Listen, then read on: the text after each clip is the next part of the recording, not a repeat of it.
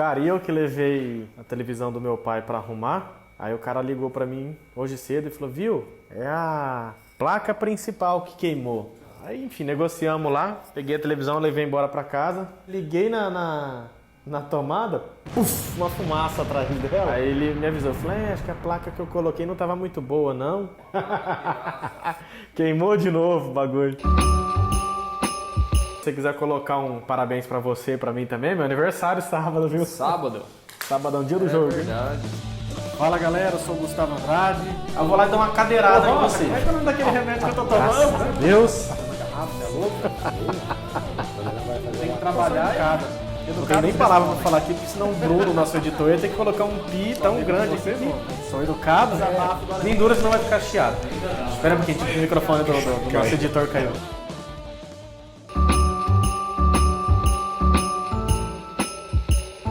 Eu ia fazer uma brincadeira, cara, porque o Londrina vai jogar lá, né? Lá em Belém. Eu ia falar que o Londrina na terra onde Jesus nasceu.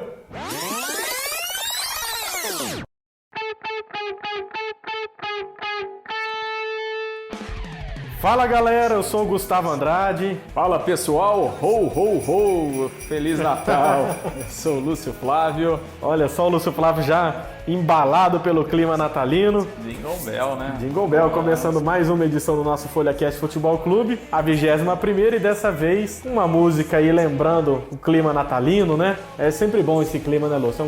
Eu gosto muito dessa época do ano, viu? Sempre bom, apesar dessa pandemia que a gente está vivendo, né? De ser um ano realmente atípico e obviamente que é um Natal diferente também, mas sempre o clima é legal, né? E sempre funciona pra gente fazer uma retrospectiva interna, né? Dar uma avaliada, fazer planos, né? E é sempre um momento legal, né? Um momento da gente compartilhar com as pessoas, né?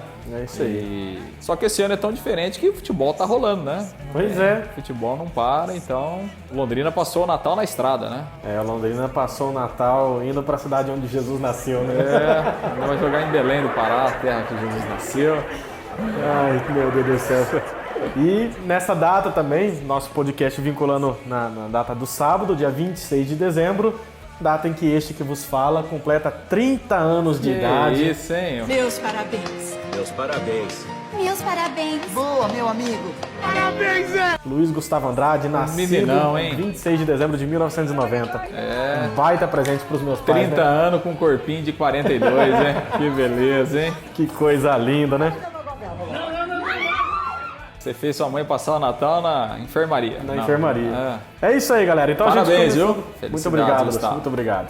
Muitos anos de vida. Graças a Deus, comemorando mais um aniversário longe do Diego.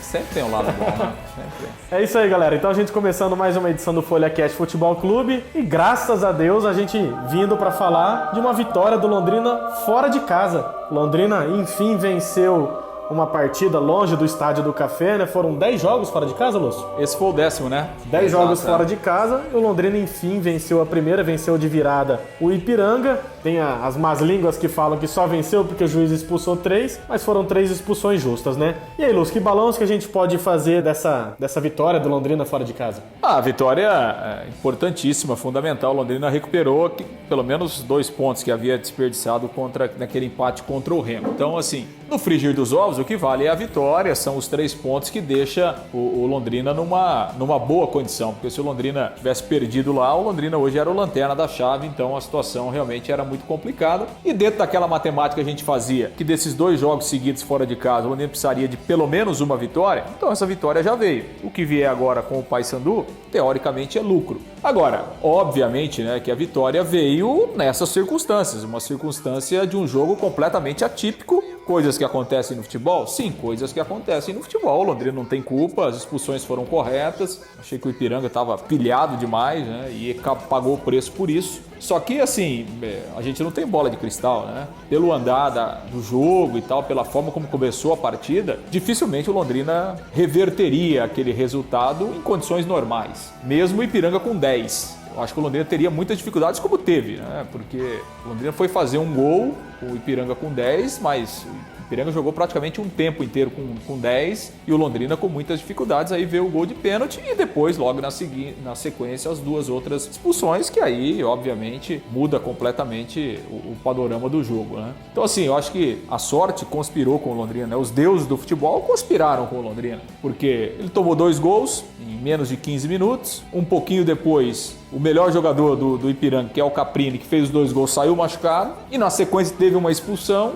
e depois mais 2 expulsões no segundo tempo. Então, assim, foi tudo conspirado a favor do Londrina, e mesmo assim, né, o Londrina foi virar só lá no finzinho e tal, né? 2 gols nos acréscimos já, né? Já nos acréscimos. Tudo bem que o jogo ia até 58, 59 minutos, porque ficou parado muito tempo. Mas enfim, ganhou. Agora, de qualquer forma, não foi uma atuação convincente, né? Se a gente analisar o período normal do jogo, o Londrina teve inúmeras falhas defensivas. O Jefferson, muito mal, um jogo muito infeliz, foi mal. O Londrina teve pouca criação, produziu ofensivamente muito pouco, mais uma vez. Foi uma atuação que ela acabou ficando em segundo plano porque veio a vitória. O Londrina quebrou esse jejum, né, tirou esse peso das costas. Isso ficou como o mais relevante, né? E realmente é porque a vitória foi importante. Mas em termos de apresentação, o Londrina apresentou praticamente os mesmos problemas. As alterações do alemão, enfim, surtiram efeito depois porque, enfim, com 3 a mais, né? Mas, de novo, o Carlos Henrique muito mal, o Júnior Pirambu, que entrou no segundo tempo, também muito mal. Enfim, Celcinho não conseguiu jogar bem no primeiro tempo, foi substituído no intervalo. Então, assim, muitas dificuldades. E acho que o Londrina vai ter que ter equilíbrio, porque senão esse jogo contra o Paysandu é dificílimo. E, obviamente, que essas coisas que aconteceram não vão acontecer de novo, né? Então, o Londrina precisa ter mais equilíbrio para jogar fora de casa, porque foi uma vitória, mas realmente uma vitória em situações completamente anormais de uma partida de futebol.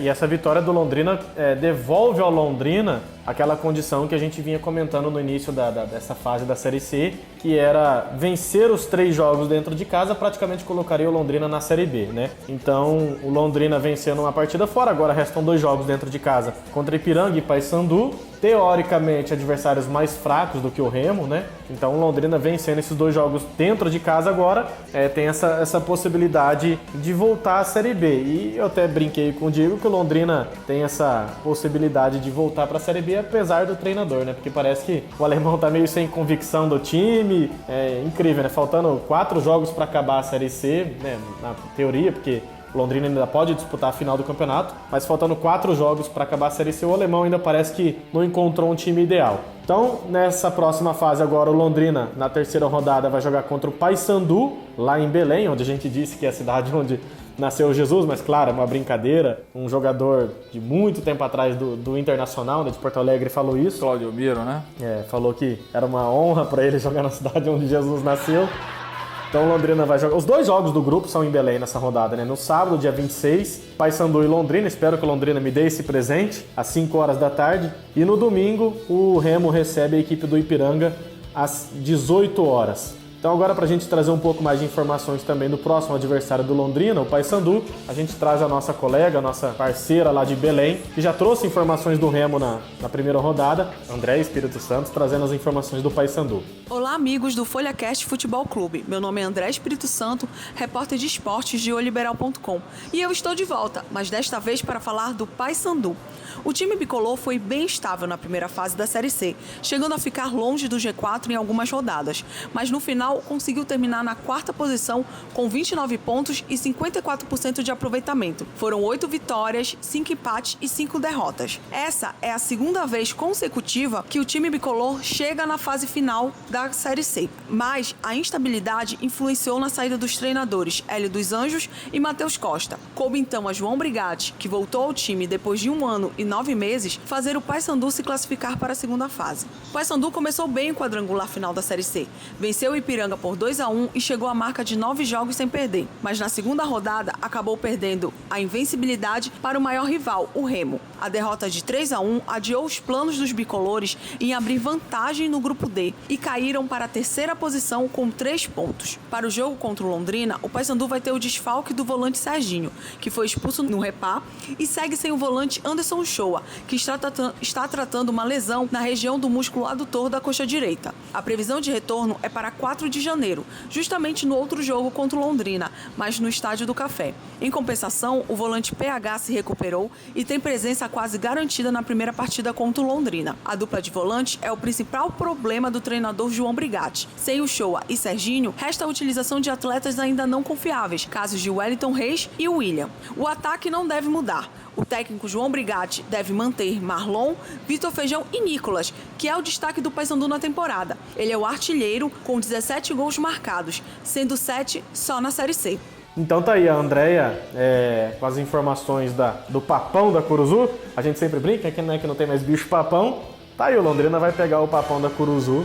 Quem sabe o Londrina não traga pelo menos um empatezinho lá contra o Paysandu. O que a gente pode esperar desse jogo, Lúcio? O empate é um bom resultado em termos de classificação. Assim, esses 2 jogos, porque depois tem a volta, né? Recebe o Paysandu. Já começa o segundo turno e aí há inversão de mando. Então o Londrina joga lá sábado e depois já na próxima rodada recebe aqui o Paysandu. Esses 2 jogos podem resolver muita coisa. Por exemplo, se o Londrina ganhar os 2 jogos, ele elimina o Paysandu e sobe. Se ele conseguir 4 pontos, ele abre uma vantagem considerável, porque vamos supor que ele empate o jogo lá, ele fica com 5 pontos, o Paysandu fica com 4. Sim. Se ele ganhar depois aqui do Paysandu, ele vai para 8 pontos. E deixa o Paysandu com 4. Então ele abre 4 pontos e aí vão faltar só 2 rodadas para terminar. Então assim, são 2 duelos que definitivamente, por outro lado, né, numa projeção pessimista, se o Londrina perder os 2 jogos para o Paysandu, ele também fica praticamente eliminado. Sim. E aí o Paysandu abriria essa vantagem. Abriria 5 pontos. Exatamente. Né? Então assim, são 2 jogos que podem resolver muito a vida do Londrina ou do Paysandu. Até porque, se a gente fizer uma projeção que o Remo, que joga em casa essa rodada, se ele ganhar do Ipiranga, o Remo vai para 7 pontos e aí ele está muito perto da classificação. Então quer dizer, se o Remo ganhar o seu jogo, ele vai para 7 pontos, ele fica numa situação muito confortável em termos de classificação e ele praticamente, aí ele elimina o Ipiranga, porque daí o Ipiranga fecharia o primeiro turno sem nenhum ponto em 3 jogos. Então, o Ipiranga estaria virtualmente eliminado. Então, nesse cenário, o Remo, muito perto da classificação, ficaria uma vaga para disputar entre Londrina e Paysandu. Então, esses 2 jogos entre Londrina e Paysandu realmente são decisivos. E a gente espera que o Londrina possa, enfim, pelo menos não perder esse primeiro jogo, porque aí ele voltaria na frente do Paysandu. É um jogo, acho que é um jogo complicado. O Paysandu, assim, não tem um time tecnicamente brilhante, como ninguém tem, né, nessa Série C. Eu assisti boa parte do jogo do clássico contra o Remo. O Paysandu, enfim, teve um jogador expulso na metade ainda do primeiro tempo, quando o jogo estava 1-1. E aí depois teve dificuldades com 1 a menos, enfim, o Remo mereceu a vitória. Não é um time, né, tecnicamente dos melhores, é um time que aposta muito no poder de artilheiro lá do Cavani da Amazônia. Você conhece o Cavani da Amazônia? Meu Deus é o Nicolas, o centroavante do Paysandu, inclusive fez o gol contra o Remo. Ai, meu Deus. Ele é o ídolo da torcida lá e tal, ele tem o cabeludinho assim, quase igual o Cavani e tal, então... Paysandu. E a gente tem o Walter. O Walter do norte do Paraná. Uns 2, 3 Walter aí no elenco, né? Então, o Paysandu aposta muito lá no Nicolas, né? O atacante.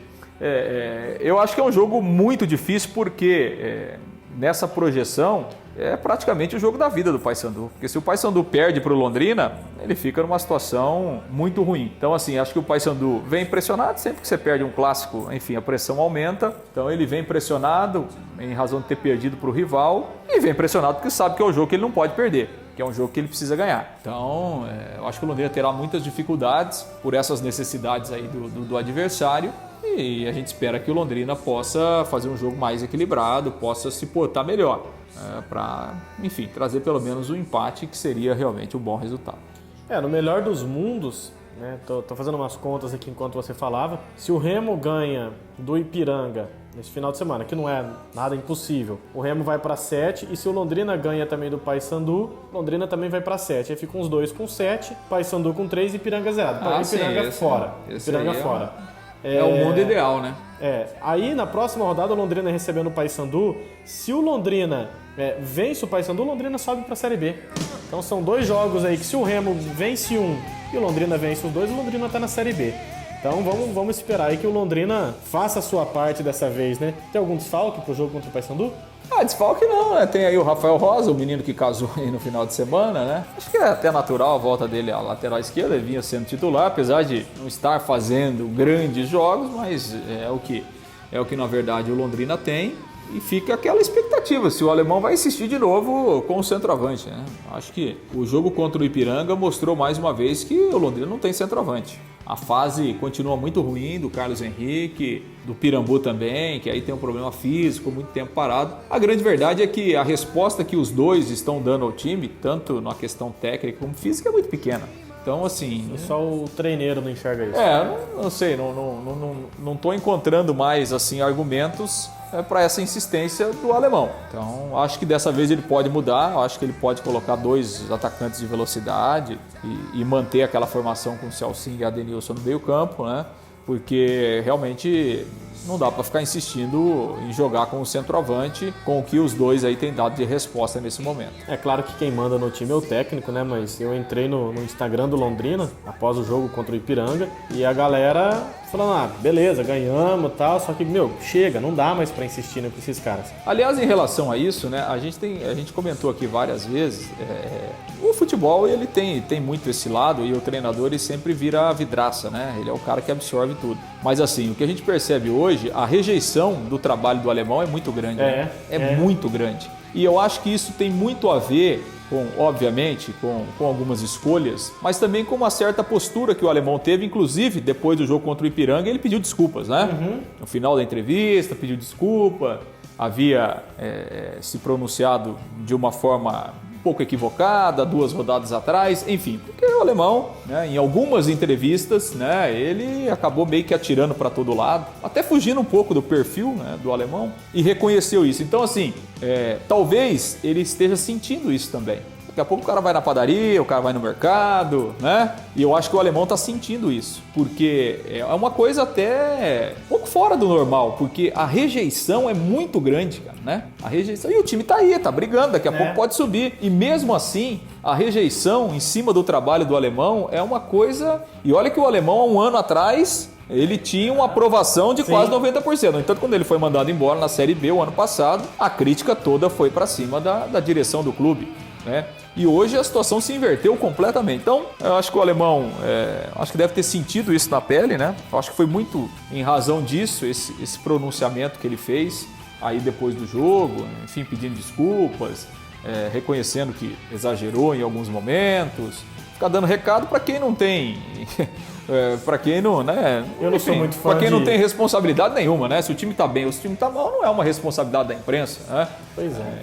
Então, isso me chamou a atenção, cara. Eu acho que o alemão sentiu isso e tomara que ele siga um caminho diferente, né? Porque esse caminho que o alemão estava seguindo realmente não traria benefício para ele nenhum, como não tem trazido nesse momento. E realmente a rejeição dele junto à torcida é uma coisa impressionante.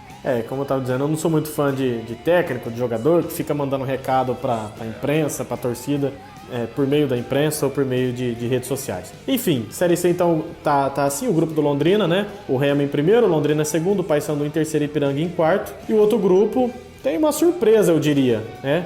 Mas a surpresa não fica nem por conta de quem está em primeiro, mas sim por quem está em último, né? Santa Cruz é o último colocado do grupo, Santa Cruz que teve a melhor campanha da Série C, está em último, não conseguiu nenhuma vitória ainda, conseguiu só um empate. E então o Ituano em primeiro, Vila Nova em segundo com 3 pontos, Brusque em terceiro com 2, que estava no grupo do Londrina, e Santa Cruz em quarto colocado com apenas 1 ponto. A rodada ainda tem Ituano e Santa Cruz, e Brusque e Vila Nova, ambos os jogos no sábado, o primeiro às 19 horas, o segundo às 21. Fechamos a Série C, Lúcio? Fechamos e a expectativa aí, vamos que o clima natalino possa Abençoar o Londrina. Abençoar o Londrina, é isso aí. Que o nosso Papai Noel possa fazer alguns gols lá. O maluco é brabo. Vamos falar agora de Série A. Série A que passa a rodada, entra a rodada e não muda muita coisa, né, na parte de cima da tabela. São sempre os mesmos, né? São Paulo, Flamengo e Atlético Mineiro, né? Atlético Mineiro praticamente dando adeus aí a chance de título, porque é tropeço atrás de tropeço. E o Flamengo se colocando como o único time que pode ser que tire esse título do São Paulo, né? E parece que vai ser mesmo, né? Talvez ainda o perseguidor que talvez tenha alguma possibilidade. O Atlético Mineiro é muito irregular, né? Impressionante a irregularidade do time e a gente até comentou na semana passada, o São Paulo dominou completamente o jogo contra o Atlético Mineiro e pela regularidade do São Paulo, é difícil essa diferença aí para o Atlético Mineiro você conseguir tirar, né? É muito difícil. E, então me parece que o Flamengo é que vai tentar seguir na briga aí, né? O Flamengo ainda... assim, a grande questão do Flamengo é a seguinte, o Flamengo ele tem disparadamente o melhor elenco do campeonato, né? Só que ele é um time que não está ajustado, né? A grande diferença o ano passado é que o Flamengo tinha o melhor time do campeonato, o melhor elenco e tinha um time ajustado. Então a diferença foi aquilo que a gente viu no campeonato. O Flamengo foi campeão com 16 pontos na frente, né? Agora, o Flamengo continua tendo o melhor elenco disparado. No entanto que quem ganhou o jogo contra o Bahia foi o elenco do Flamengo. Quer dizer, mesmo com um a menos, o Flamengo tinha tomado a virada, conseguiu virar no segundo tempo, com os jogadores que vieram do banco, mostrando a qualidade. Agora, não é um time que está ajustado, porque, por exemplo, mesmo com um jogador a menos, é inadmissível você tomar 3 gols em 14 minutos, como o Flamengo tomou 3 gols do Bahia. Quer dizer, você vai para o intervalo ganhando de 2-0, aí você volta jogando em casa, tudo bem, com um a menos, mas você tomar 3 gols é muita coisa. Então mostra que o time não está ajustado como deveria, né? Ou como, enfim, se imaginaria que estivesse. Talvez o Rogério Ceni consiga ajustar ainda um pouco mais o time nessas rodadas finais, porque a qualidade do elenco, isso não se discute. Então, mas eu acho que o São Paulo tá caminhando. Acho que a cada rodada ele está se consolidando. Obviamente que agora, né, ele tem aí essas 2 partidas decisivas com o Grêmio pela Copa do Brasil, então você perde um pouco da atenção do Campeonato Brasileiro. Daqui a pouco, dependendo do que acontecer nessa disputa, isso pode interferir de alguma forma, mas o São Paulo tem sido muito consistente. E essa consistência aí tem deixado o São Paulo realmente numa boa condição de caminhar aí pelo título, né? Ainda a gente tem aí 12, 13 rodadas, né? O São Paulo tem mais 12 jogos. Sim. O Flamengo tem mais 13. Tem bastante coisa, bastante pontos em disputa ainda, mas me parece que se tiver alguém que vai conseguir tirar o título do São Paulo é o Flamengo. Os outros acho bem improvável que eles briguem diretamente pelo título. Eu acho que o Atlético Mineiro já deu adeus ao campeonato, ficou com 7 pontos atrás do São Paulo já. A chance que tinha para diminuir era no confronto direto e acabou perdendo. E nesse jogo do Flamengo tiveram algumas situações lamentáveis, né? Mais uma vez, racismo dentro do futebol. A própria expulsão do Gabigol eu achei muito exagerada, que o Gabigol falou pro juiz, vai colher chuchu, e o juiz não gostou. Se o juiz for expulsar todo jogador que falar isso dentro de campo, vai terminar sem ninguém. Então, acho que foi exagerado. Agora essa situação envolvendo o Gerson, o Ramires do Bahia, o Mano Menezes, falando que era malandragem do Gerson. Enfim, isso aí já tá na mão das autoridades, né? O Flamengo entrou com uma representação, mas é lamentável que isso continue acontecendo no futebol, e mais lamentável ainda que isso aconteça no Brasil, né? Que é um país, em sua maioria, são pessoas negras, né? Eu acho que eu fiquei pensando, né? Em que tipo de profissional se transformou o Mano Menezes, né, rapaz? O cara que foi técnico da seleção brasileira. Decadência, né? Assim, a postura do Mano Menezes nunca me agradou, né? Desde o início da carreira. Sempre achei ele prepotente, sempre achei ele, enfim, sempre olhando por cima. Eu nunca fui muito fã, né, das atitudes, nunca gostei muito do trabalho do Mano Menezes, mas olha, tem piorado bem, viu? Tem piorado bem. E claro que o Bahia até se posicionou e tal, disse que ele foi mandado embora pelos maus resultados. Tudo bem, mas que há uma outra situação que levou o Bahia, porque se tem um clube que a gente tem que parabenizar é o Bahia, né? Isso que eu ia dizer agora, o Bahia é um clube que se posiciona muito, né? Se posiciona muito para...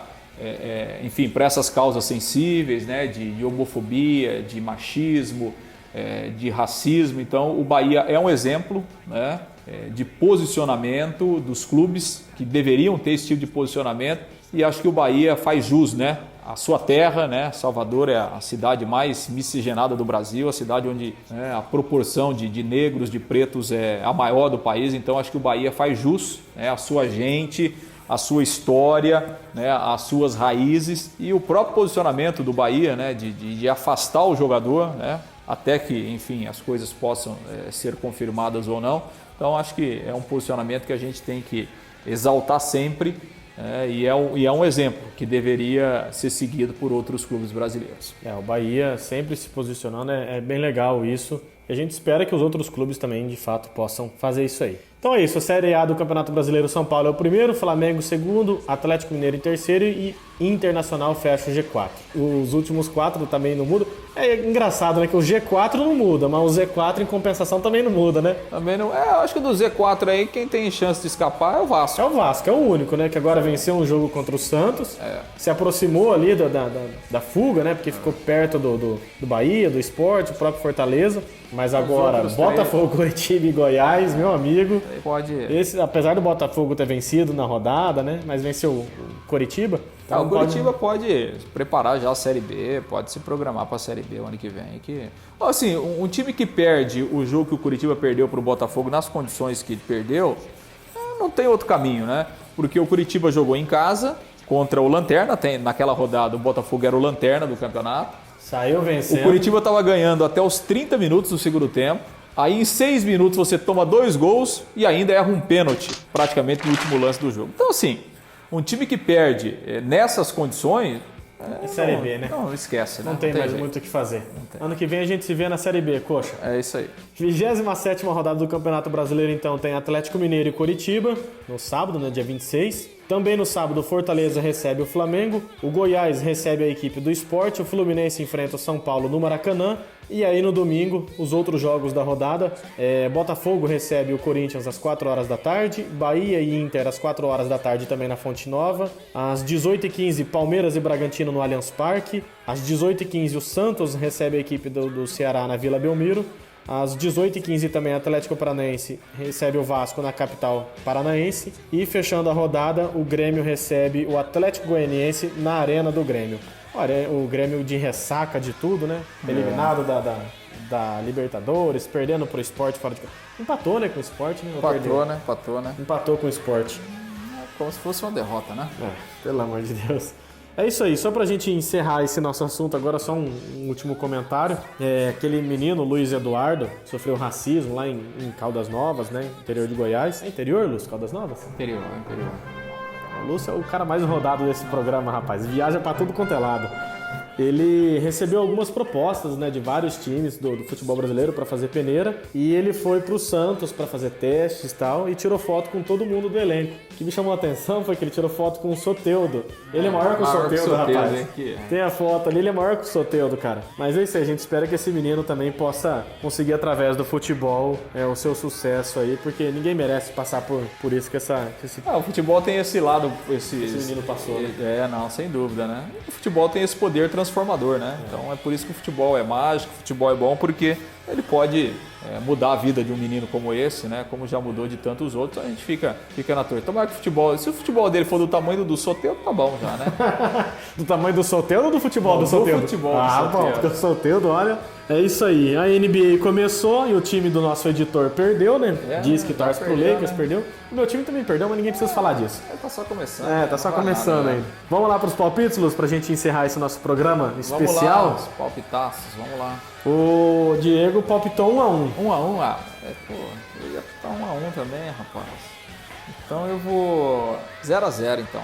Acho que é jogo pra empate. Rapaz, vocês dois apostando em empate, vocês colocaram pressão em mim, hein? Olha, eu vou fazer o seguinte, psicologia reversa, né? Porque no jogo passado eu falei que o Londrina ia perder e ganhou. Então vai ser 2-1 pro Paysandu de novo.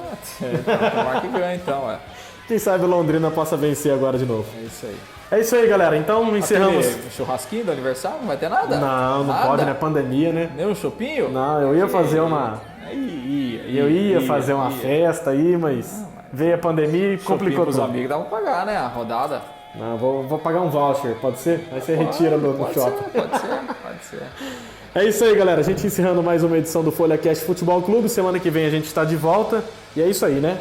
É isso aí, né? Bom Natal aí, bom final de semana para todo mundo e semana que vem estamos aí na última semana do ano. Vamos dar uma folga agora pro nosso editor Bruno Codogno, para ele tirar uma pausa aí com a família dele também. O Diego não volta agora também, de novo? Graças a Deus, Só não. no ano que vem? Nem fala nesse nome, nem lembra disso. Tá onde agora? Em Paris? Agora ele foi para Paris. Paris, né? cidade Vai de passar luz, o ano né? novo lá. Muito bem. Ele disse que ia para Londres, né, para ver se já conseguia receber a vacina lá, porque é grupo de risco, né?